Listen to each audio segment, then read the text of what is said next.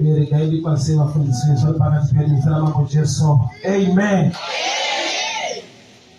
Bulikali maita chitakanaka. Tige pisi usiku wa nasi tunataka kama alikupe wewe.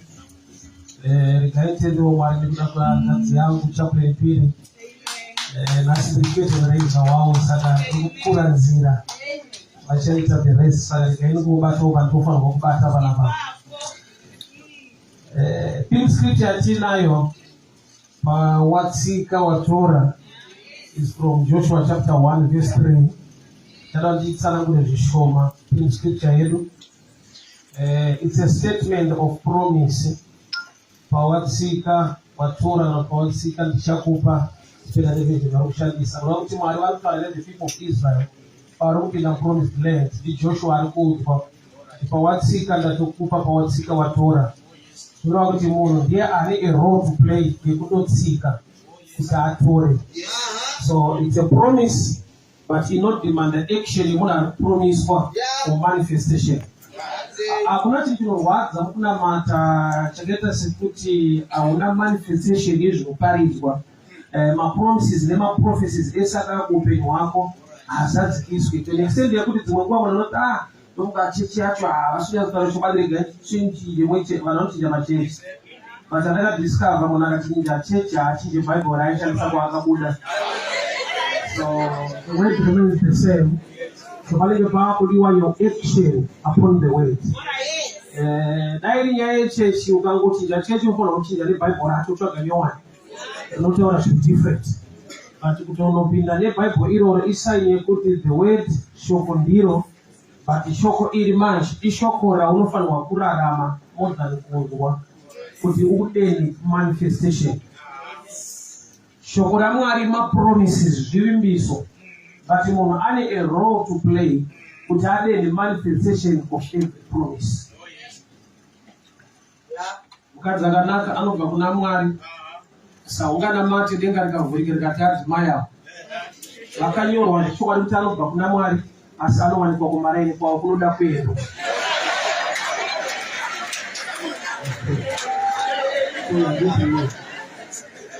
That's the picture here. You need to play the law. Koma no esari muno mauri unevana vawina usvika waroora mumwe munhu kuti agone kupa vana vako. Saka zvinonzi zvako naMwari zvimwe zvacho zvinodhimanda vamwe vanhu kuti usangane nazvo. Lana zvipo zvinobva kuna Mwari. But ukasaroora kana kuroorwa unofa une zvipo zvakavimbiswa zvisingabatiki. Sei zvisiri kubatika haisi kuti Mwari haana kukupa uri kushaya vanhu. Saka nguva inoda kuti kuombere munhu kushaya munhu. Kwete kushaya Mwari imwe subject. Ukaenda kuna Genesis Bible rinoti Mwari vasika Adamu vakaya kwaari vakati hazvina kunaka kuti munhu ave ega. Kuda kuti chimwe chinhu chisina kunaka muupenyu hwemunhu besides the devil kushaya munhu. Chimwe chinhu chakanotiswa naMwari kuti ndo problem hombe kumunhu haasi Satani. Mwari vakati hazvina kunaka kuti munhu ave ega.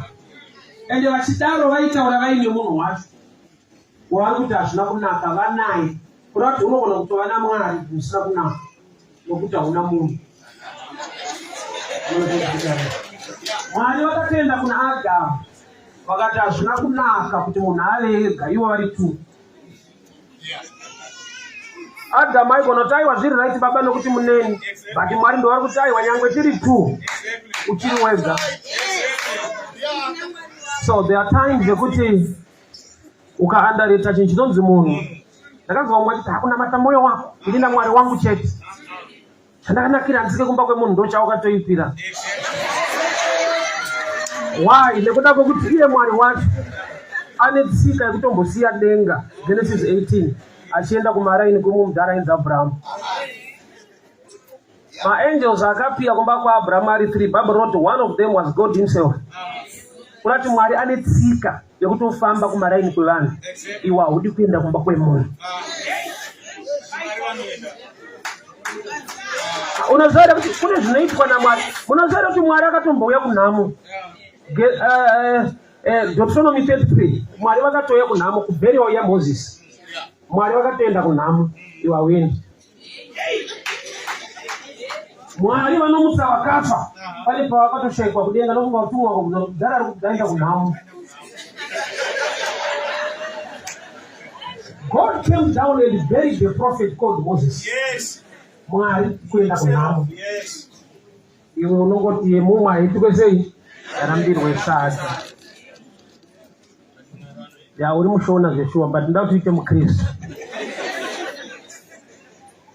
Okay, ndoda ndiverenge scripture ndinayo but ndatingoita an eye opener kuti scripture yatinayo kuti is statement of promise inodemand action for manifestation. Pawatsika kuna kuti ukasatsika unoita sei autori. Aiva timetable kunaya kwemvura patime ya Noah yeflood haasi Mwari.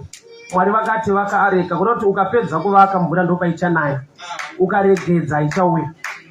Ukapedza ne 1 week inonaya after 1 week, ukaita 2 years inonaya after 2 years, ukaregedza haichauya. So munhu ane a role to play. I love this scripture, Matthew 6 verse 6. It teaches about prayer, but the main secret for prayer is action, not words. Why? Because the Bible knows kana mapinda pakavanda mavhara door, Mwari anoona zvamunoita kwete anonzwa zvaunotaura. Iyo iri kuticha kuti pinda mumba muvhare door utaure. Yoti but reward kana kuti answer yauri kuda haisi pane zvauchataura, ine chekuita nezvaunoita iwe uri kutaura. That's why most of people are disappointed in the issue of prayer. I'll answer you in 2 ways. Number 1, for the sake of God answers prayer. Number 2, for the sake of very mature, God answers the one pray.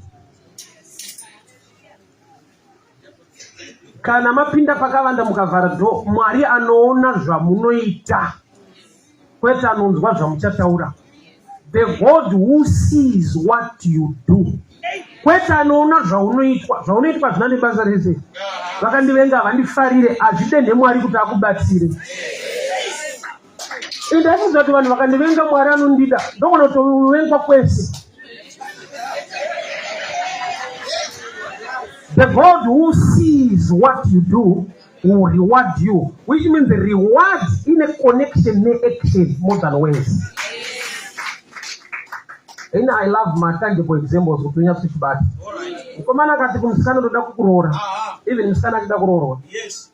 Anogona kuramba. Yes. Asi kuramba kurorwa because ukadzoka after 2 years unosvika arorwa. Nokuti unoita mubvunzo kuti kondo zvandaitaura wani. Ndobva achakudza kuti handakuramba zvawaitaura, ndairamba chaitaura. Because iwe uchitaura iye achiona chiri kutaura. Gumire pamashoko anoona pari kubva mashoko kuti anokurora vanoda vabata pamawana. The God who sees what you do will reward you. So reward zhinji mukunamata haisi kumawezi. Rakuroti kuti those who plant in tears vanodyara nemisodzi kwete vanodyara misodzi. Tears are not seed. Isaini yekuti zvaoma.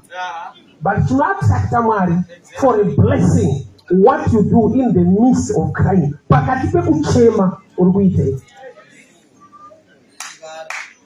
Makaredzi mhosva yepanyika chaiyo kana achitotonga nyaya.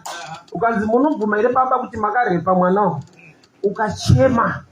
Major street hata aya wabereki mudhara achema aiwa yapera aiwa mudhara achema.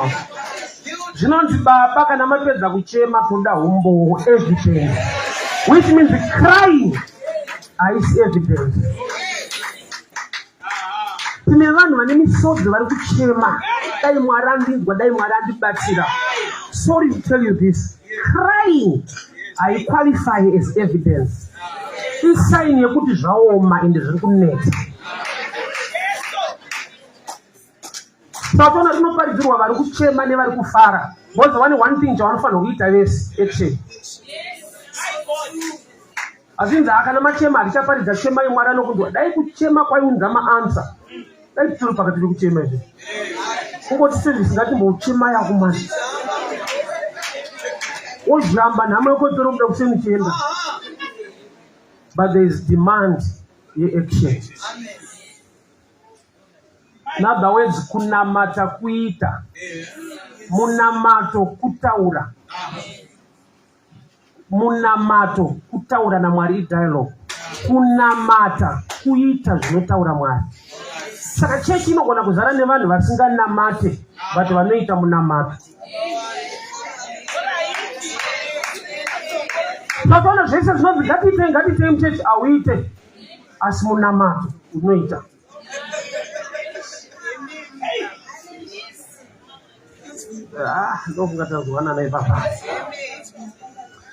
First Kings chapter 3 from verse 16. First Kings chapter 3. Chimwe chinhu chaunofanira kuzviitira favor mudikani kuva neBible.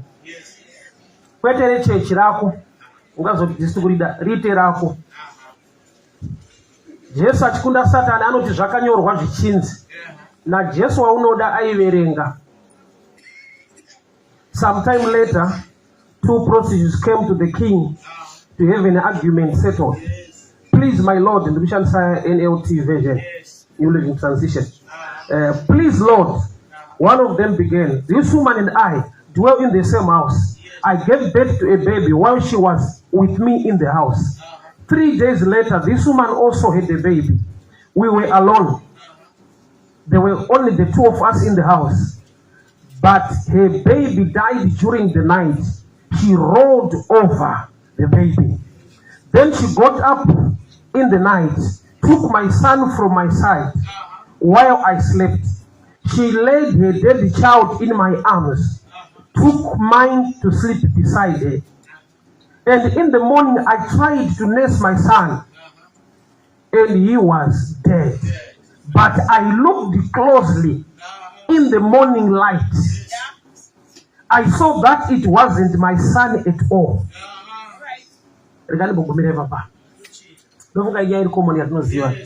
Vakadzi vaigara vari two in one room. A picture which they were friends. Ndofunga vairenta vese vachingobhadhara rent vaiti half.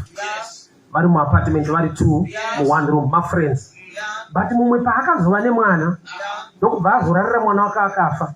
Ndokubva afunga kubira hama yake yaanogara nayo. Kureva kuti ungangodaro uchiwirirana netsotsi rako, but rinomanifesta kana wane zvinhu. Vasina chavainacho havabirane chimu rakanaka. But mumwe akaita chipenyu, pane mumwe anonzwa kuti aiwa hafa nokuchira. So iye kuti unofungidzira kuti vanhu vanokufarira inyaya yekuti aiwa hausati wane zvinovengesa. Aize. Kungoti hazi mazuva ano unogona kutovengerwa kushaya kwacho futi. Hamuzoti kushaya kunovengesa. Iwe kuti hauna chinhu vanhu vanotokuisa pasaidi. Saka uchaona mugrupu rehama haumo. Kwete reshamwari rehama. Anonongodzwa kuti kune group, vakarunga group. Ihama dzako vakatoudzana kuti musa anotinetsa. Unovengerwa kushaya. So vaigara vari two in one room, friends in agreement. Mumwe abatsirwa ava nemwana, mumwe ndokubva abatsirwa ava nemwana. Avaiwirirana because kana timing yekubereka yacho 3 days difference. Unoti vaitoudzana kuti gore rino ngatitei vana asikana. Vanhu avaiwirirana. So umwe usiku mumwe ndokubva ararira mwana wake ndokubva afa. Haana kuurayirwa, akauraya yega. Tine vanhu vekuti vari kuvenga vanhu, but variwo vanorarira zvinhu zvavo. Pamwe kandi paunofunga kuti pamwe hapane vanhu vanokuitira zvinhu. Cheka marariro ako. Kana itaura kurara, asapa munhu wangu ngati munhu yakarara iye akazvinura. Akararira wake mwana. Ndokuona kuti mwana wangu wandararira afa. Haana kugamuchira kuti ndafirwa. Akanzwa mwoyo wegodo kuti aiwa ndinobira mumwe wandinaye. Ndokuno exchange. Mabiro ake ari very sick. Haabe zvekukusiya usina chinhu. Anoba zvekukusiya une something.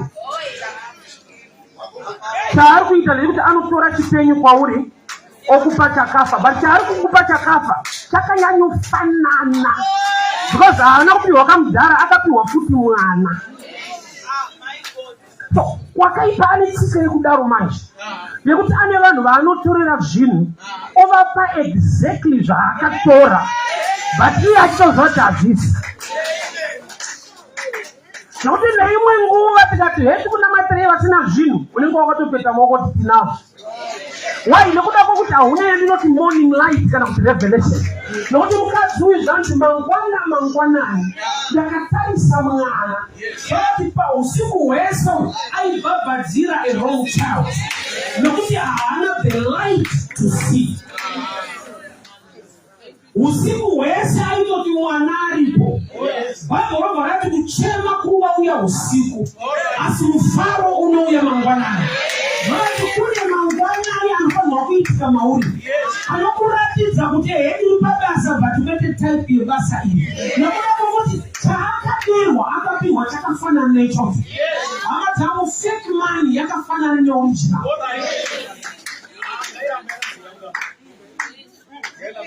Ende kusaziva original kunoita kuti thank you what you are fake.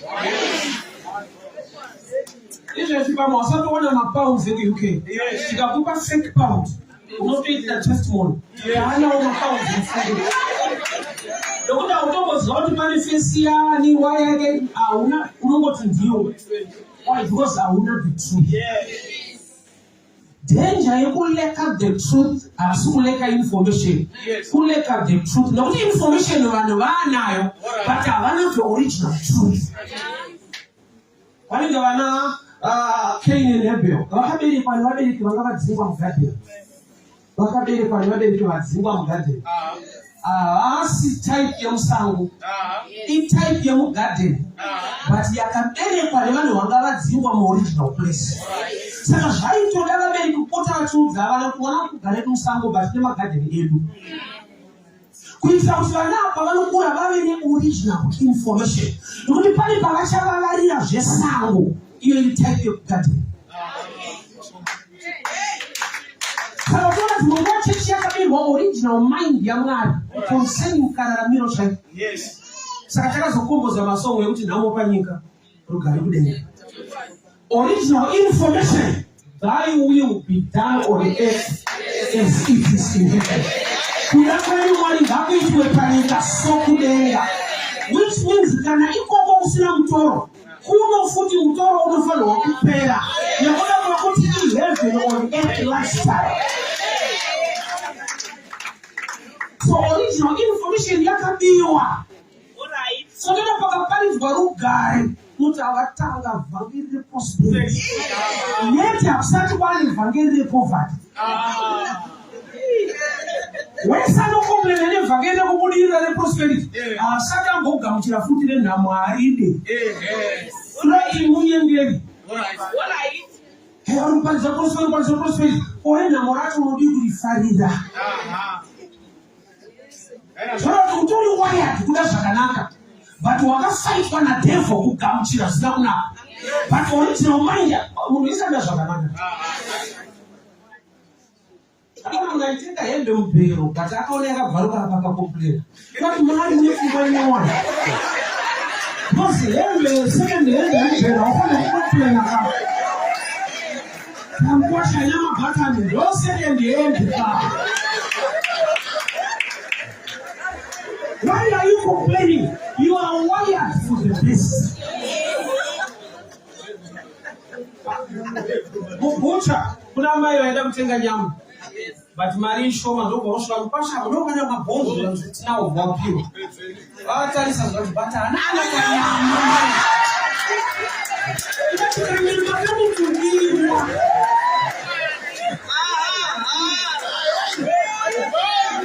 So you are wired for the best. But you celebrate the West.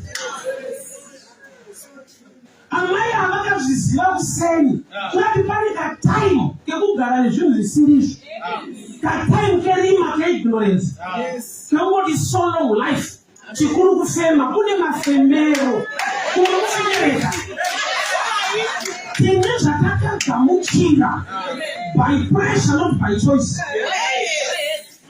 Tikazvibhabhadzira kuti ando upenyu handizvo ndozvazvi challenges are there.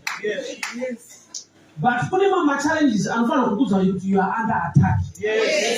Mubereki nerudo rwake mwari wedu rudo.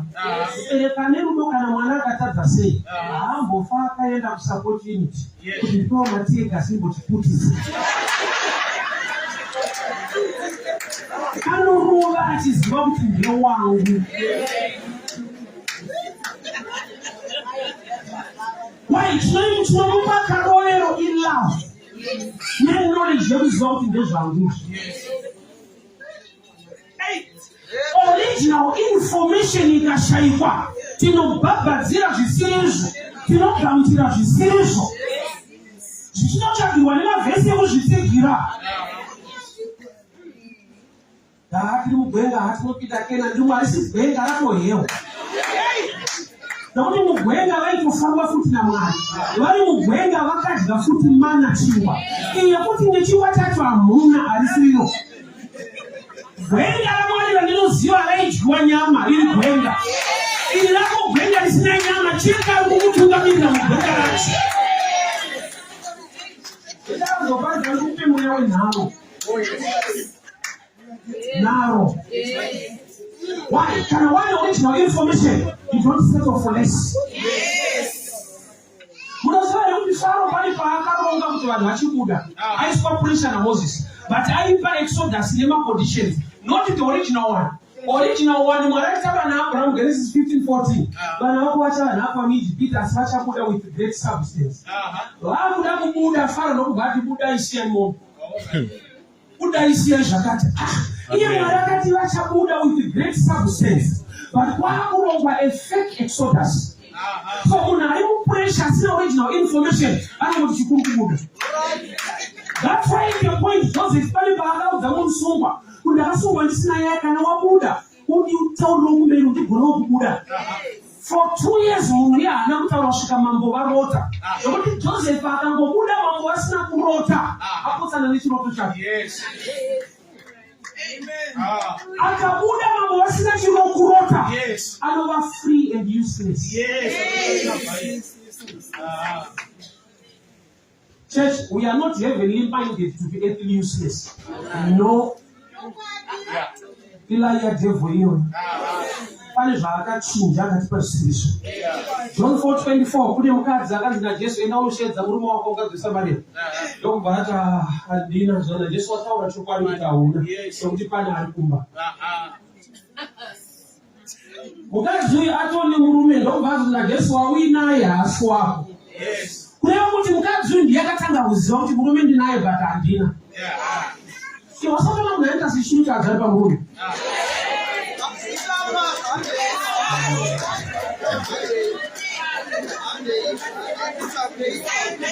Unoenda ukatsvaga purufu yekuwabva kuti utori naye mufungi. Vakakutesa vanobvira kuti kuida vakarongo utori naye.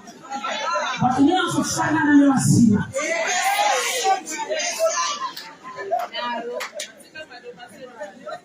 Kana unoshedza murume wako zvikandi handina kuti wataura chokwadi nokuti wauinaye. So pane kubirwa kwekuti hausiwo usina chinhu. Ukabirwa hembe naSatani hakusiya uri naked. Unosiwa wakapfeka but hembe idzoka hapana nomba kuti ende makachena. Ukapfeka haucheni. Unobirwa kuchena usirwa kupfeka. Aiwa kupfeka unopfeka but kuchena ndashuwa.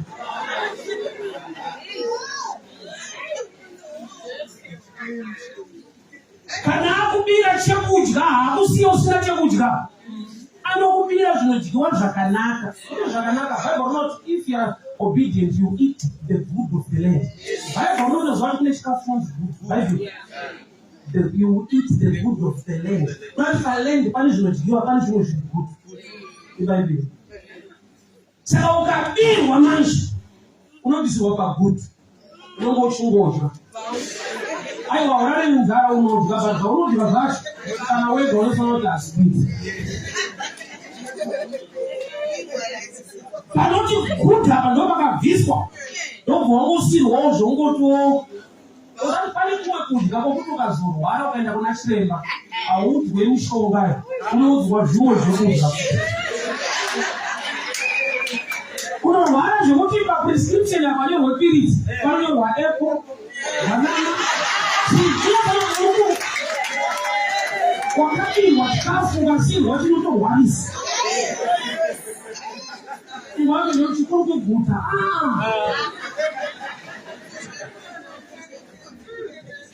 So amaya hawaisosi. Bakitsosi na karongeka. Anozani nakubira nikakusikia weekend. Pakatika usiku chaiko wangu baba zio mashaya. Unaita noise mbao. Alright. Sasa hapo kutsotsa zvokuti newe unomufanyira kutsotswa kwako. Alright. Tine vanhu vakagautira life isiri yavo. Wakaipani zvakavanyepera zvokuti vanotobva kuti it's okay. Wakaipandura advantage even kana yetime. Mukazi unonzi Rebecca wakazadzwa nemimba. Ndobva akaleta mamanzi, unoti mamanzi asiriwo. Ndokuenda mupuraya kwakubvunza Mwari zvikanzi indawa. Zvikanzi mauri kune ndudzi mbiri. Muna vakomana vari kurovana. Kutoti madays akwana. Aiwa, pane imwe penga yaunofanira kutsvaka Mwari. Even une nhumbu. Why? Nokuti wakangoudzwa kuti kana uri nhumbu seunongoita marwadzo, imwe yacho itora ataki. Yakawanda pakuti ndozvakagamuchirika. Kune ataki yekuti unonoka kuziva. Why? Because uri muforeign land kuabuswa. Unongoti hatisi vekuno saka vachitidavo.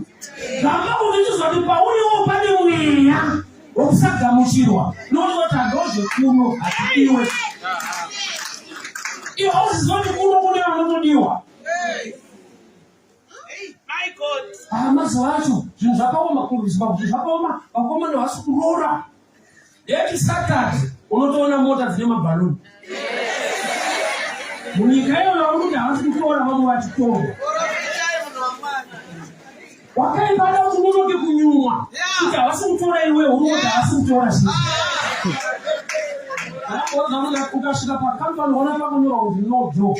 Isaini yekuti ukadokwenda mukati. Kuna vanhu vechishanda. Ino job yako. Tesla.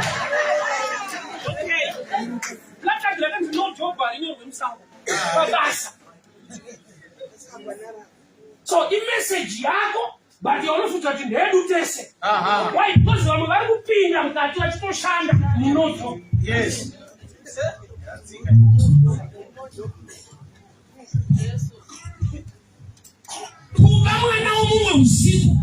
Put up to advantage in darkness. Hey, darkness is a picture a lack of knowledge. She was all about it's okay. It's okay. It's no more sedentary. Why was the Zambia?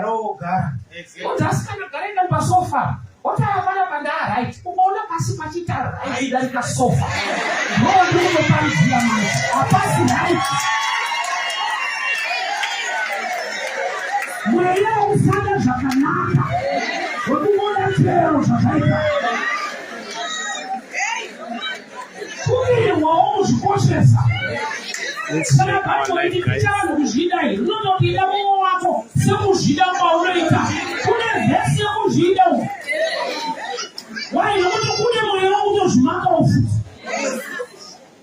Kuti ukaona achidya banana atengerwa. Iye haiti mistake iyo. Amina wangu mbao soro. Tutamsika msimari. Unaona ni chakanaka pale wa mwingi tina. Umbakwendi mayo wale mambo na water glass so makapo ima China ipaka so. Mwana wepo ole kwa ipata. Kazi zino kosha. It's like kuna kana ule pano hauna vazi. Mama makishta wakinozo nono ndatu mabu kuta. Kule kwato shanya wani. Mega kukogeza ngoko noto zati pano ndiyo yo. Pale kama yesu kumomirwa vali so. Abantu bacha walione semunu. Iwabo lizinoziona osemunu. Ngazvitangire pauri. Respect yourself uendesa kune vamwe. Learn to value yourself.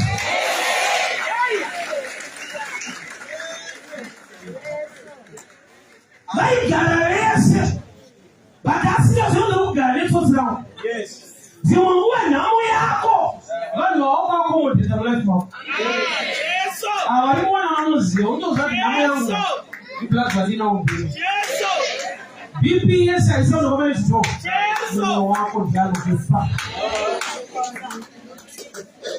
Ukangonzwa uchirumwa mujaketi inda yacho haisi kure iri bhachi. Kukura dzirume inokumanzwa iri mukati. Tano hwese uri kunetsa munhu akakuroora. Nokuti pavakatanga kugara vese ive kuti shoko ngachoimba shoko ngacho mamuta hamutangiri kuvengana. The devil wacho pamupata anotanga sekugari right. Akaliparidzawo kasatani mugarden of Eden. Mwari ndiwo vaitaura Satani akabvuta mike ikapiwa pasi asine kugairisiwa. Don't deliverance get to tell you about the limitation. Clear image, yes. But you go to the garden. The man results after. I don't go for benefit. Don't have to come so. But all of a also Satan, I will teach you. I'm not going to Pharaoh and Maria.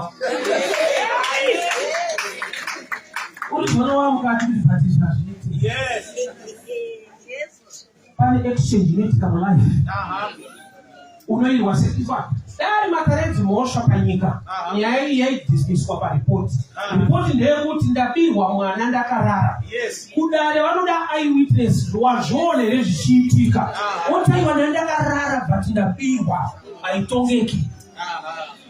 Kune nyaya dzaunofundzwa kuti atitongeki. This is your night. Unyanya unokuwachandi zvakafamba sei.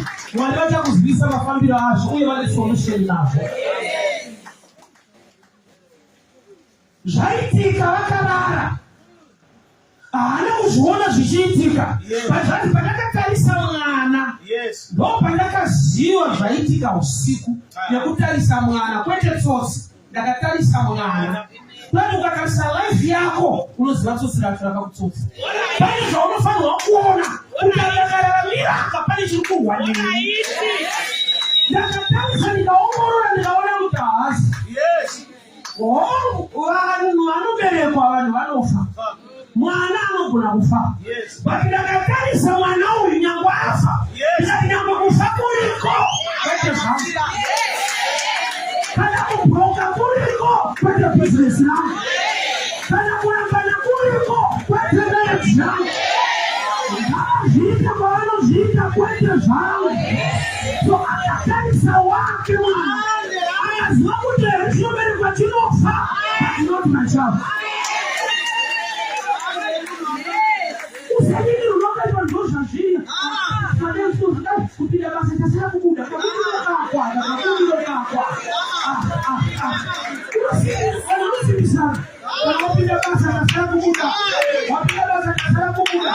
Mauli wako akanyanya.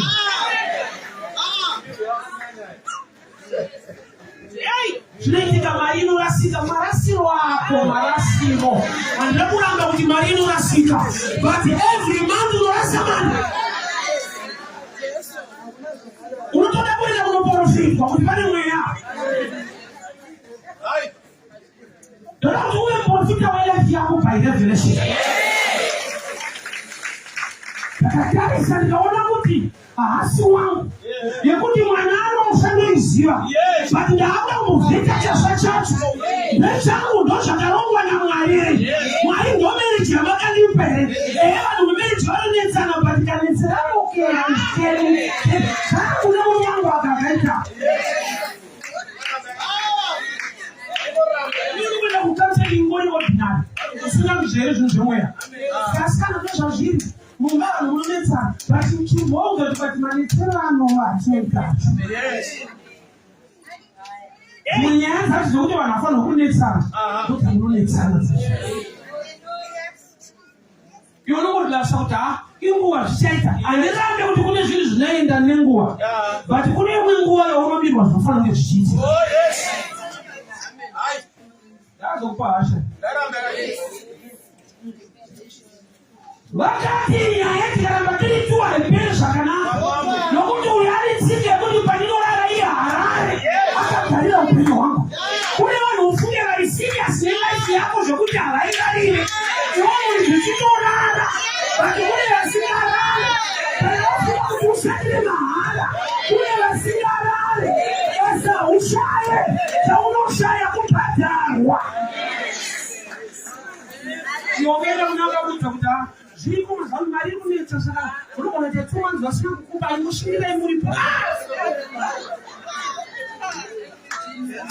Why me?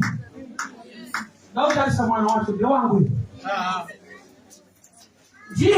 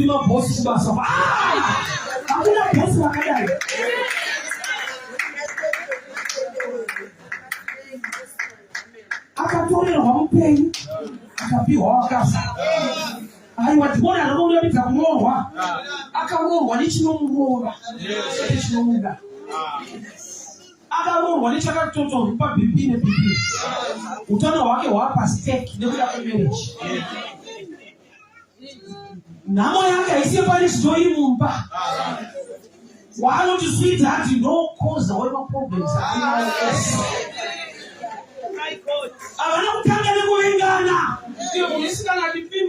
love you. But the guy who look up chat, the most part you may kiss. You almost won't you may kick. What's my you may kiss your bride. You put the man of the kiss my wife, Murray. And I'll put you back. You may kick. Just you go see what it's for. More. You go to us, no one can so that I kushinda so. Any other than me, kushinda. See why? Like I want to go at so. Progression of Quarano. Plus, I gain. Problem yake manje angasika volleyball utashikira nobisawuli. Sasa sio waza bakirona. Sasa kama ni gera iko koma kama uone Samsung shida. Kila time wanaona hizo shida ndio hizo gero. Kitu ngasi kama kushikira hapo ndio. Sasa kuni life ya ushingirira. Hapa bado kushinda bado tunaili breakthrough church. Sasa kukuda ukaje. Problem yako ndio mtu unotsenwa. Kushinda basi kushinda.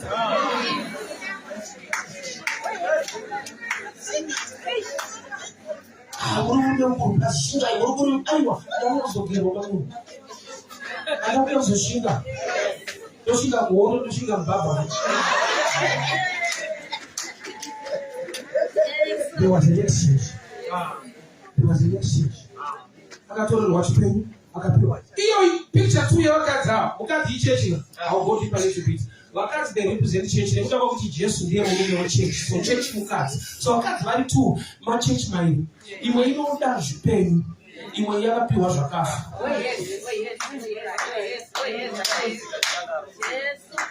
Kuni ino kusioni problem yako. Koko ita nonja takuda realize pamoja. Tabazi election je uti mwaka piwa mwana akafa. Yesu alinoziva nini akafa yes but akamuka. Sasa ndipumire pa cross. Ndinopfurira pa cross ndoenda pa resurrection. Kurabudikana zvangu zvikafa they must come a time kuti zvinofanirwa kumuka. Kwete kugamuchira chakafa iye Yesu akatozomuka pa akafa. Which means death was a passive phase. Hey amen. Ndizvo zvinooneka ndizvo. Ndozvo kumusha kwedu. Wa mwana wa mwari wakaumurwa kubva zvikumusha kwedu. Dambudziko revana vadiki kana kutaumurwa pamukaka avanzwe saka vachiitirwa action inobohwa zvichida mai vanogona kuisa mberi panyasa dzavo kuti pakanoda kunwa vanobva kuti mawana unfortunately amai vangu vanokuita safesu checheve waibosi mwana kuti ugara naye pasi kuti mwanangu pofu iri nani pane mukaka ahanzwe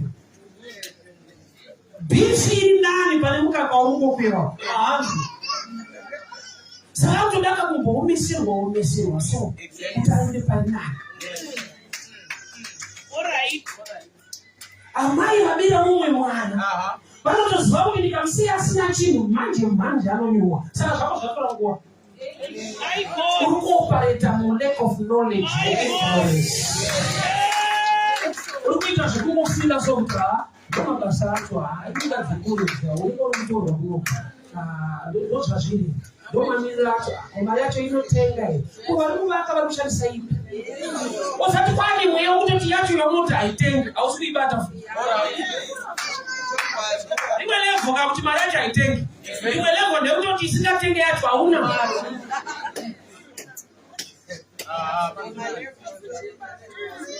ndoda kuti uite hasha ndoda kuti svike paunotsama kuti ndatarisa yangu life ini ndakatendeuka ndikagamuchira jesu vamwe vese vane rekodhi dzavo vekuba kwedu nokuti havana kristu wandinaye in life imwe haini nenharo nayo haiperi kunomumba nokuti mumwe wangu itsotsi vatofana kuenda so there was a man akapiwa wisdom namwari loko vakasimudzirana vakati handei ende chiri so funny wacho aba mwana haarambe kuenda sakaona munhu ane dhimoni akurambidze kuya kuchechi harirambe bozotozva kuti ndimo mumachechi akafa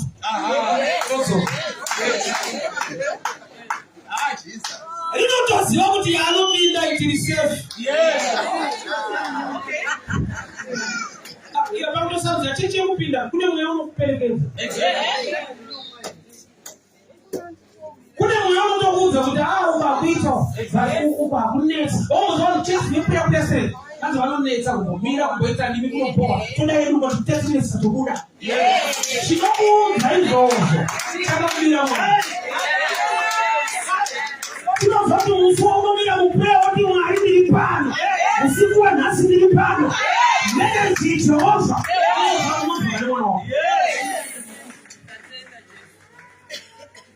zvakaenda zvese pasolomoni solomoni ane wisdom ndokubva ati kupewo banga titonge nyaya banga rinorepresenta death rinouraya rinochena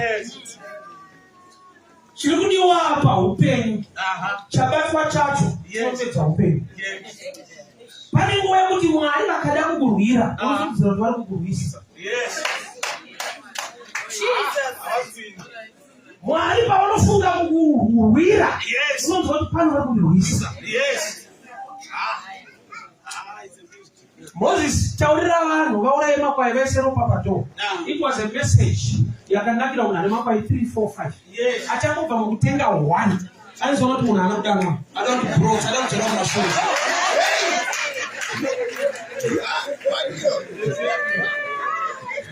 vhangeri hariri right time panouya vhangeri riri right anytime yakuuraya makwai inonakidza vane 3, 4 achangobva mukutenga 1 aizoona kuti panotakudzorwa kumashure Satani anonyokuudza nokuti wabva kunyika wabirwa watsotswa wauya kuchechi mwari anokusiudza wacho shoma yasara vanopanigaituya tinoti kunyika nechechi vafanana vese vari kutora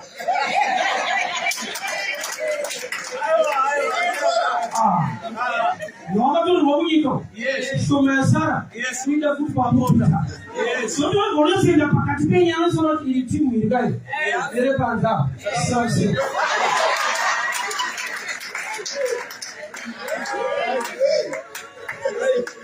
Solomon anakubata chinhu chinorizembla life akabata chinhu chinotopedza life yeti mwana atosara i1 anofanirwa kuchengetedzwa but chabatwa chacho hachichengetwe mwana vhangeri rinokurapa kazhinji kacho ijekiseni ini rimwana and they tend to part of my Jackson. Then go on to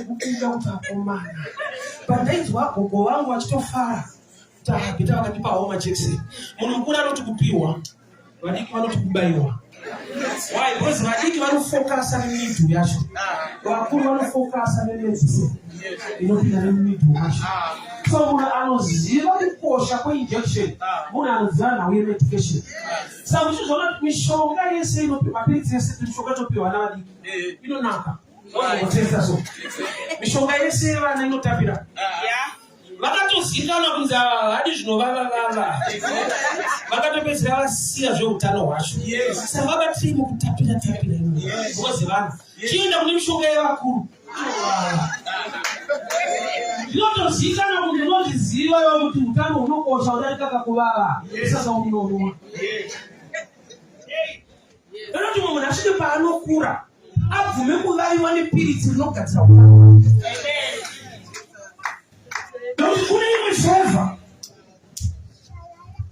So Solomon, Chalabata, Achina Kids. Put a good message. To wait about this message. Yes. Put a good message, right? Yes. To wait a message into the light or good or bad. It's not message. Yes. Jonah mobile message. That was a bad message, but it was God's message. But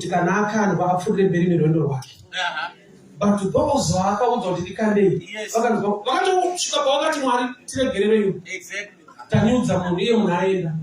because God's message sometimes you need to go under the boat. Behind the scenes. Banga abantu asikuchekera imwana. Ndiro visamai vasimo pamoja. Solomon wakajitora kubi because he's a man we sign your wisdom. Muna no wisdom and teachable spirit. Muna anzita kwa kule wangu. Na hiyo yakamboitika. My God. Yebo kutana mwana. Yakaitika. Genesis 22. Mwanoti kuna Abraham. Uyane mwana wako wa unodisa. Undipe. Kuti wa unodisa. Kuti ndozo unomuda. But ndakumuda saka kutrana. Hey, was I want to? Dada zu yani mwana. Aiko kutakula yeye. Wasilagizi. Sasa kuti wa unodisa. Isaye kuti wa uchimuda. Inidi kumuda saka kutrana.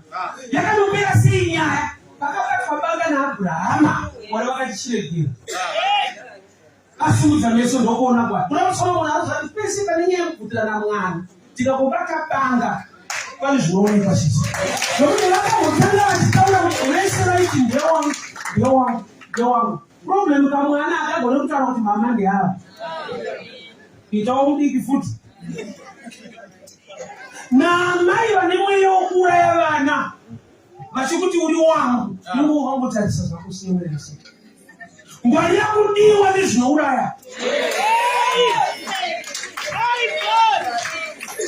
ngwari yakudiwa nezvisingakude zvine purogiramu yekukuuraya aosewanascara ndinewanasikara ndorwadziwana kuti vana vangu vana problem yavo vanenge zvakaita huku munhu anochengeta huku anenge achida kuzodya huku but hadziudze kuchengeta nezvekudya anotoona kuti achikafu taura chipa huku nokuti vanoudza huku kuti ari kukufidha isuspect zvinokuti inozvati mvisawo iwewe haudi kuona munhu ari kufidhwawo mushemushe so ukati mwanasikana munhu ari kugochesa akazokugocha anoramba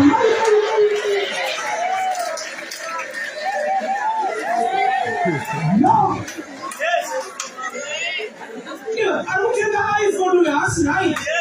Go out to our research. I don't show no more. If you forget this is all on the on a route outside.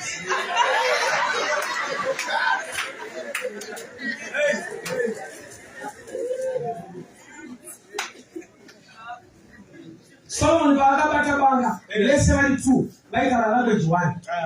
They want my son. Why not you? Here's your program in Orion.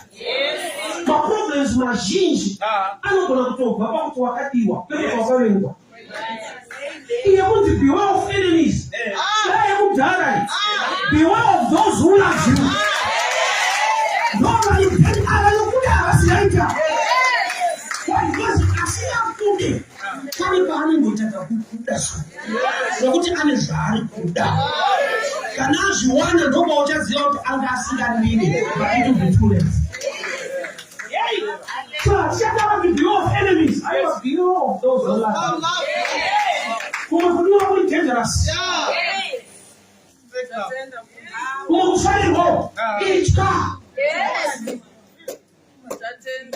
Wanu banataka jari kutangia kukuwana. Those who see idea. Could you sometimes not be more dangerous? Bana no wana kuna kupra pada kama kudiwa ndio katanga problem yao. Boza akandida washo. Zvakazodita. Asikana mune naweze. Yakauya pandakadiwa. Kone pandakavengwa. Ndewangu. Vanoda kubvutirana. Saka dhimoni ivine tine kudzimba mumoto. Nekuti ndewangu takamupiwa ndewangu. Satani haana munhu. But pane paanogutaura yekuti ndewangu.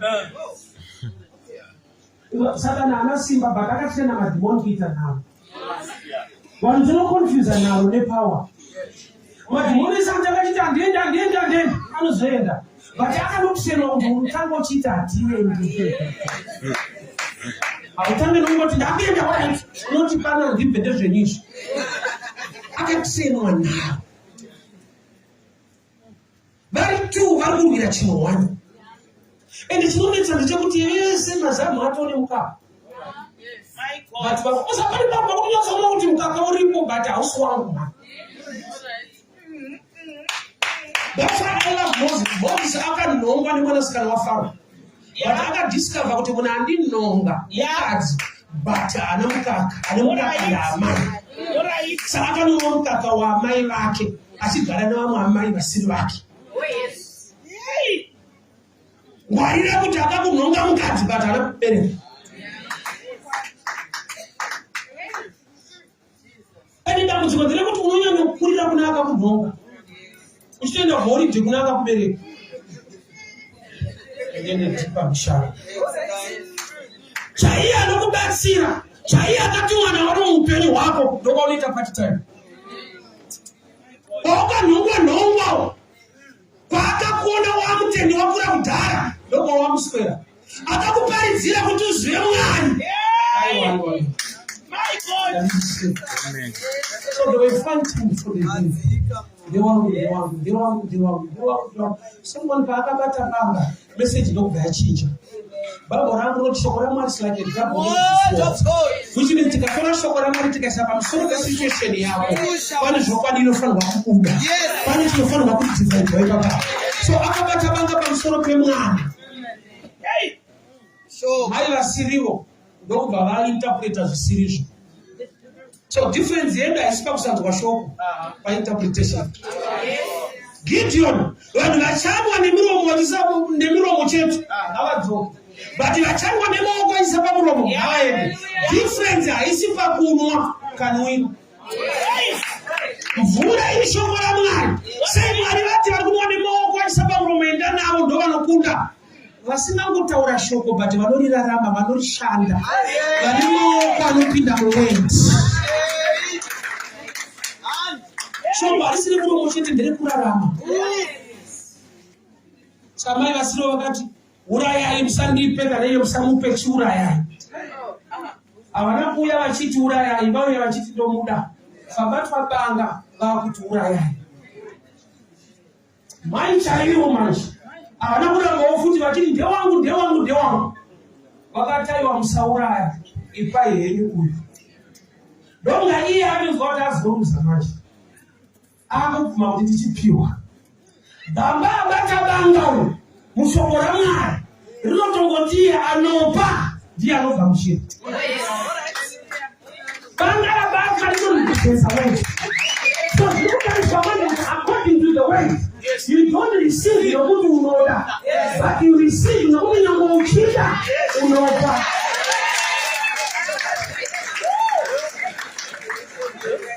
So giving, boya kauhina, kwete just love each other. Yes. But giving. Hey. So tinotanga love. For God so loved the world, He gave His only Son. Kumpa, pamoja kuti mai vanzisana ndo mai chaiwo. Identity ya mai yakaonekwa necharacter iri muscripture. Scripture redu shoko raMwari blessing haina mazita evanhu, ine character yemunhu inowanikwa mushoko. He is not a respecter of persons. Ukaita zvinotaura Mwari unoqualifya pablessing. Hondo yekudzonzerana haipere nenharo, tine vanhu vane nharo. The devil is a loser. The devil is a loser. He was a loser. This is God. But when I am a loser, what am I doing that can attract the blessing? Yes. How do you tell now? Yes. Some of them say, this is okay, Jesus. Hey. My God. So it's not about I will put that make a difference to my life. That's the open news.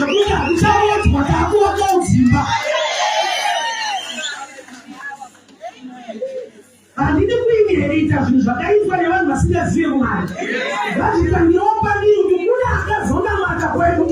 I cannot come my own pain.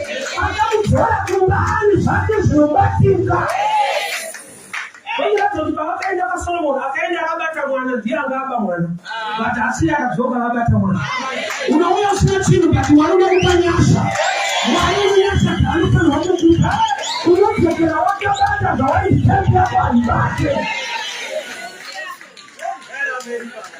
Uyaona mwanani chisosi. Yes, uochamu wana nenyasha. Regarding the society, we are not going to be able to show you. Nyasha tamala tisia wakadalo. Wakaenda mumari wamwana mwasina. So Solomon level yake anongotonga onyaya yomwana wani mpenya asara. But when the price is greater than Solomon, he was still carried on this direction. Which means Magato Zaita, Kubira, Uraya, Wawia Kunamari, Zinomuka. Solomon, not single wounds, but the one greater than Solomon is not in the Yaki. The woman is Shakasa, a connection of Muda. It's all time to move at Garama. Wanaanza tuwasaka tupira. Kana wewe wakati hapana hapana. Watu wanaenda kukula Genesis. Mwana anamtanga na kujishanga shaka naka. Sasa nyingine isika Sept. Ile empty, ile darkness. Mwana ndio utawatanga. Mwana wa Genesis is the same yesterday, today and forever. Pauli ya Sauli zozo.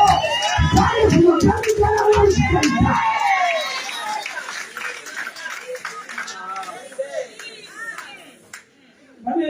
I remember the owner. She's very good sister. Yeah. Then she's there. Nagashana na baba wao. 1998 good guy. Sasa nagashana na baba wao. They want to go to the school. Patai shanda kumaini underground. Ukwewe went to take a risk. Taizi kafasa pale zote maybe a kilometer or so. Yeki sio shamba. Mungu. Hapana cha shamba. Saitambu zigasilenti. Hapana pale mwete dream. Unapira ndege ya njinda huko. Ushanda ni force wa Mungu. Don't drive a motor white ngani. Tera mwenye spirit. Pale patasho kwa utikataza kwa drive yani na mazika. Ega top 5. Things will be okay. One of these young and I was kind of a sort of water. I don't know something rude and you are no zero. There's a knife on a woman keeps us together. That's a man. She couldn't do kurudo runyo fambe ndikamba.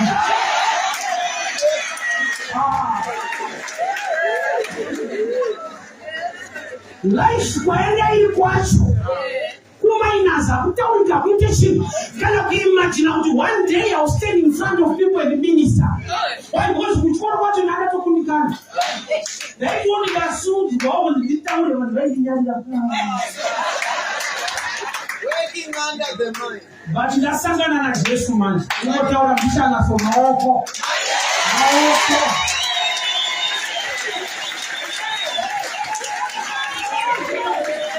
The one greater than Solomon. The one greater than Solomon. His name is Jesus. His name is Jesus. But name is Hakadaro Shabbos. But name is Hakadaro. Hakadaro Yamishinafa.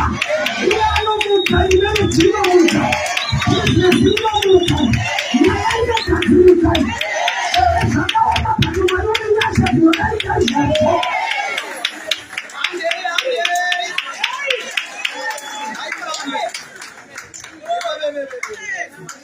Wala kukomolera zokuti vanhu vanobvunza katsuti ndinge ndinenge usiriwe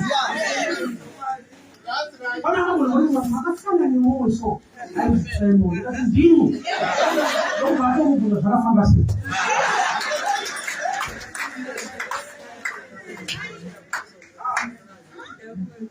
dziriko nyasha bro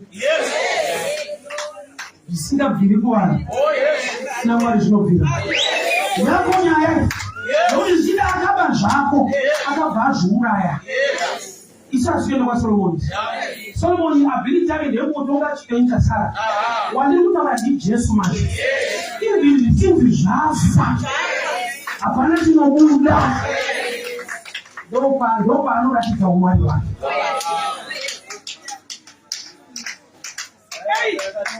Someone Parazaro, akatouya late. Yes. Atozwa kane latest. Yes. Akatouya late, but akabuda ipapo latest. Yes. 4 days munaora. Yesu achisvika akati angeiko. Yes. Mwari wedu anofambira dzisingafambirwe nevanhu. Mwari wedu unofambira nyaya dzisingafambirwe nevanhu. Mwari wedu une nyasha panyaya dzinonzi nevanhu achitabuda. Ndopanoratidza umwari hwacho hwese.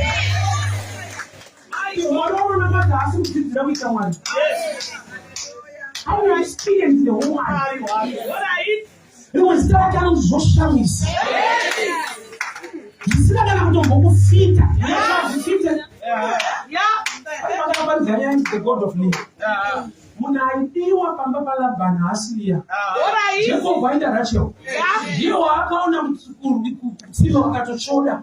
Akauya pamba kanzi nodei pasala. Anoda kukura munhu akatosarudza. But akatanga kupinda mu marriage ya Jacob. Asarubva akakiswa. Wacho aitonzi akashata. Ndiye akapinda mu marriage for 8 years. Akatonzi my guru. Nemunhu akanaka. Akanaka aiti my guru kuna akati ike. Kune dzimwe nyasha dzakuti nyango pakanzi pakashatwa so. Vakika usiku nekutonga kaniko. Time we 24 hours. Usiku futi unoitika zvinhu. Zvaramba masikati. Masikati haudiwe. But usiku unotoreka. Mwari wemasikati ndiye mwari weusiku. Mwari wezvakamu zvine nharo ndiye unoita zvinhu. Munyika yakapfava, munyika yakaoma anozvigona. Uyo anobvira vapfimbwa. Ungororwa usina kupfimbwa. Very stubborn grace. Vanambopfimbwa. Vanzi usiku baba vake vakamutora vakamisamba muna Jacob. Amuka mangwana zvikati mandibasiri. Vanzi ndizvo akutotangira ipapo. Pana ndidiwe panofika pano pano ndiripo ndakaona nenyasha. Munhu achikupromisa uchaenda muchitotembera kuna kumwendwa. Mwari akakupa nyasha dzacho yekuti uchaenda inotaurwa pati kuenda ndokusingaendeke nacho. No weapon fashioned against you will prosper. Ndokuti maweapons achagadzirwa pati kumumirira kwawo Mwari nezvaaimuranga vayokuenda ari ngevariko pati kusimudzirwa pati Mwari unokukonzeresa.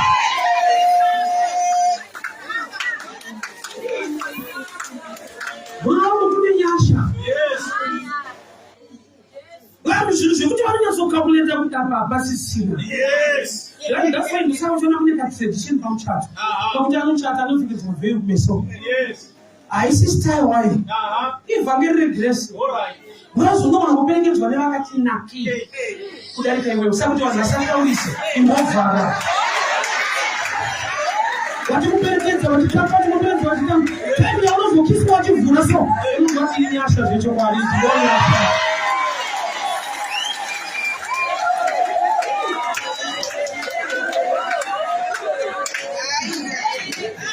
Wauna mata mbili yake.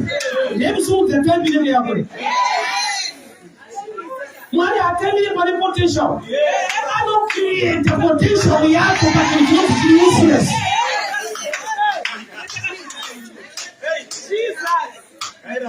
Panonza baite. So banoda.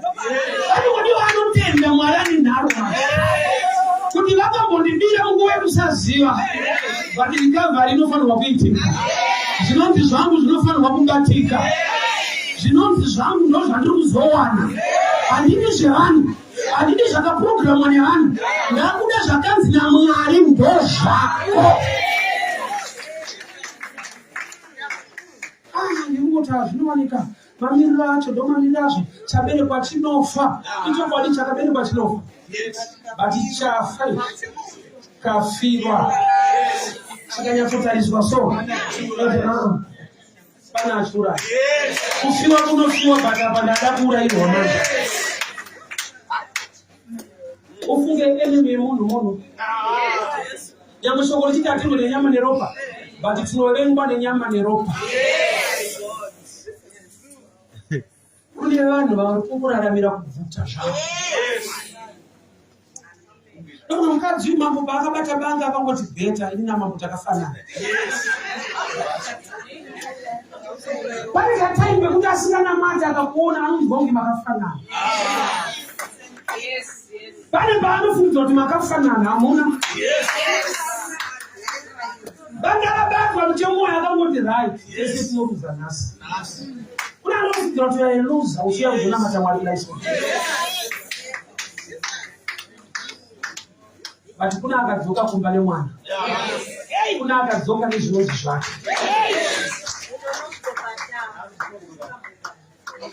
Wakati pa the devil is a liar. Zvinonzi chako.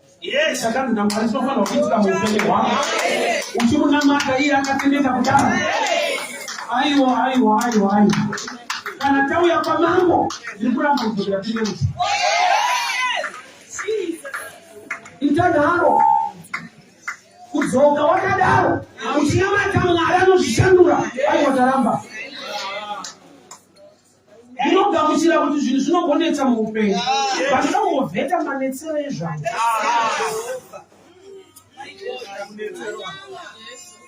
Mabasa ari kunetsa kuti manetsero anoita weidini wacho. Wozomwa kupinda.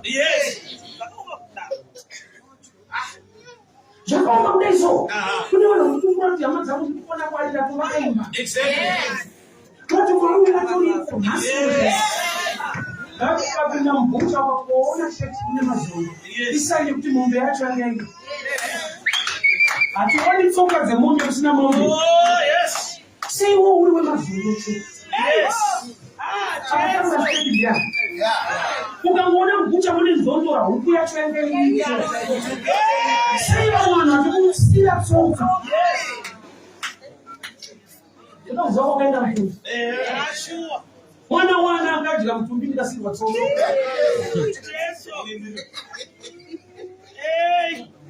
Vanonzwa mumwe kana mweya wacho wakabata kuti saka tese tingabudirire here. Iwe ndiwe tese here.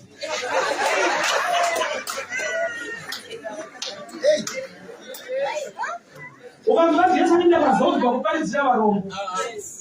Akazodwa kuparidzira kupepuwa kuti avabvise mupoverty. Yefuti anongotaura kuti varombo muchange muina nguva dzese. Kurati choice inotsvaga side rekuenda.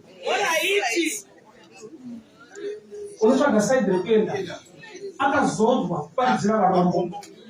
Ozoti varombo muchange muina nguva dzese. Saka choice ndeyako kuenda kunguva dzese sekurombo kana kuenda kuzodzo rake ndokubvisa paurombo. Vachakura maya. Wakati mambo saura ya mwana. Yes. Mani election ya wakati alidzia kupesa mwana. She was a giver. Yes. Saura ya mwana. Pasikipai. Yes. Wakapi wanokuti vane zvavakati alidzia pamberi pamama. Yes. Kana wauya pamberi pamama. There is a sign. Inotenda Mwari. Inofanirwa kutenda Mwari. Kuti munhu une shungu nezvinhu. Munhu vane mweya waPita, kuchechi Harovhi nokusangana naHarovhi. Wonekuti Pita pakutevera Jesu akashinga. Wozwa mwese vakatiza. Pakabatwa Jesu Gethsemane, Pita akatevera. But Peter was the worst. Because nyangwa akatevera paakazobvunzwa kuti uyu mumwe wacho. Akaramba akatevera. Kuti anotevera kuti amurambira mberi. Kuchechi unotouya but unomuya kuzongoramba.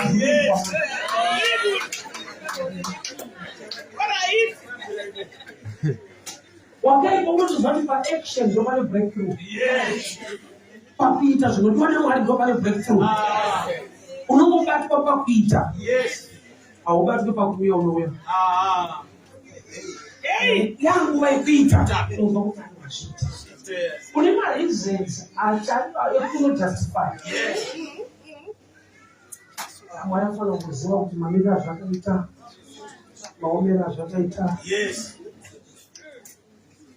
Ezwa. Mukuoma kwazvo. Zvekuti mwana wacho watombobirwa opa futi. Uyu mukadzi ari serious. Mwana wacho watombirwa hauna kubvira wamubata akatobatwa nemumwe. Wobva waparidza futi giving wambobirwa. Kana wabirwa unofanira kutota imambo tipisaida gara ndakabirwa kudhara ndikepeni. Haana akati challenge. Yes. Haana paanoti Mwari mutandipa mwana ndosiya pano. Anga asafa mucompetition naPenina. Yes. Zvekuti afanira kundipa wana 1. Penina anobata shuwa kumaraini. Yes. Kuti mwana wangu azviite. But haana akati Mwari mutandipa.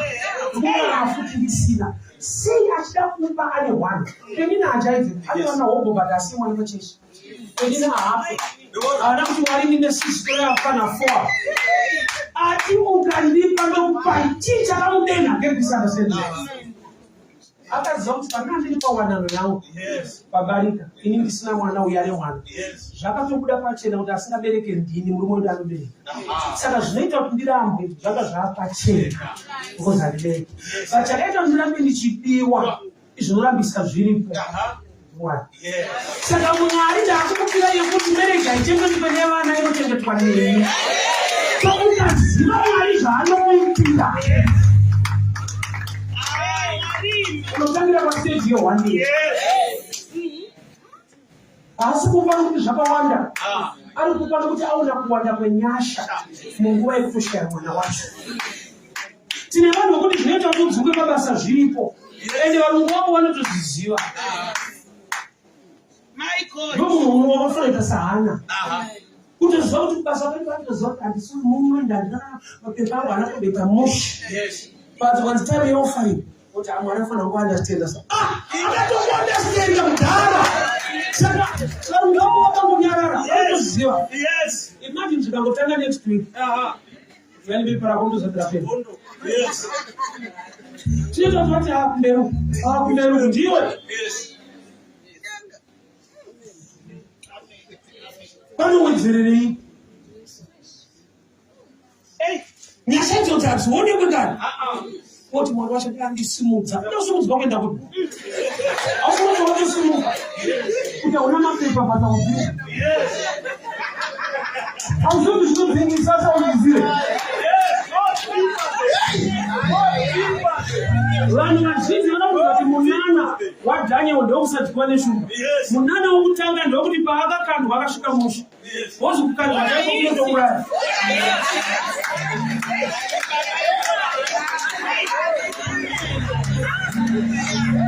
Jona wakamedzwa nehoyo. Usafunge kuti enge isina mazino. Mwari ndiye akaudza kuti usamutsenge. Unotsengeka manje unotsengeka. Mwari vakasabata zvinorwa newe unotsengeka.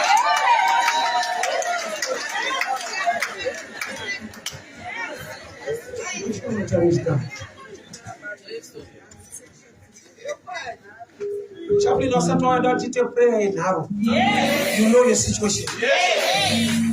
Usanga kugamuchira zvese.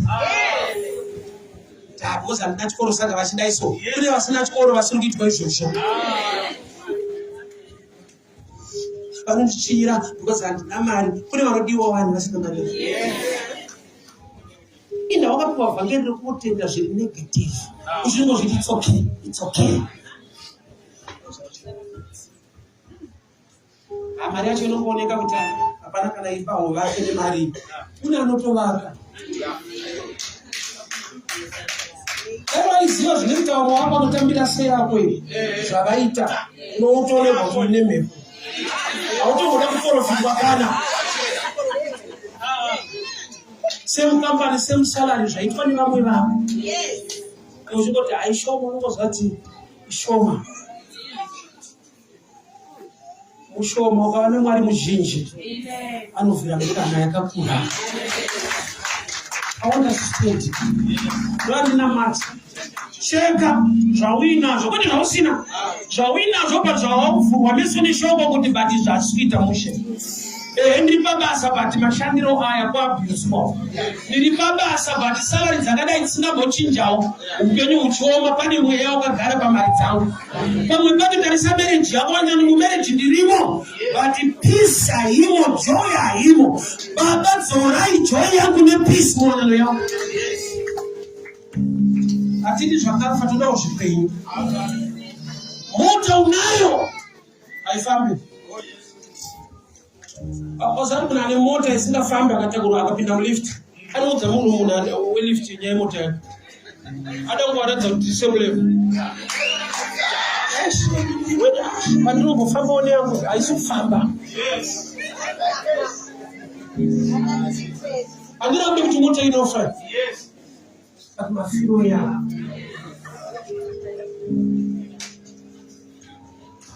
Kuna zvinhu zvinoitika, but zvako manje. Through the way, through the light, through the revelation. No, but is a message. Mari kunetsa but manetsira inokuita iwewe. Akanyanya.